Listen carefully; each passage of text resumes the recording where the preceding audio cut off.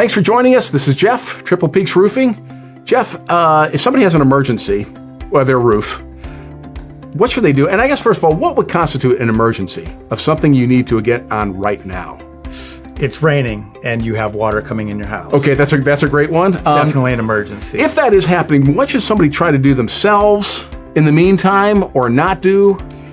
So there's a couple of things that you could do yourselves if you're looking to save money or if you can't get a hold of a roofer. If it's 2 o'clock in the morning, there's not a whole lot of people that's going to answer the phone, or we may already be dispatched. So you want to throw a tarp up there if you have a tarp at your house. Yeah. If you have a bucket of tar laying around, throw it on there where you think that it's leaking. Who doesn't have a bucket of tar?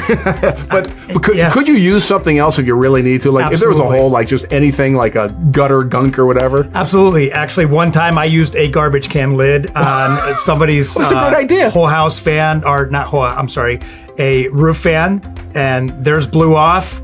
I was there for an emergency. I used their can. Put it down and just put some glue on it? Put a couple of screws in it, and that stopped the immediate leak. So the advice here, just do something smart to stop it. Okay, so now I've stopped it. Now I'm on the horn. Maybe get you guys out there. What then? How soon can you get out there, and what's your emergency response like? So generally our emergency response is within 24 hours. Okay. If we can get out there sooner, we're going to do our best to get out there. And most roofers are going to have that as their time frame, usually within 24 hours. And again, if I have an emergency, I haven't stopped the leaking, you might do something quick in the meantime Absolutely. and then come back. Okay. Yep. Every one of our trucks has a bucket of tar on it. Every one of our trucks has well, somebody's got to have the tar.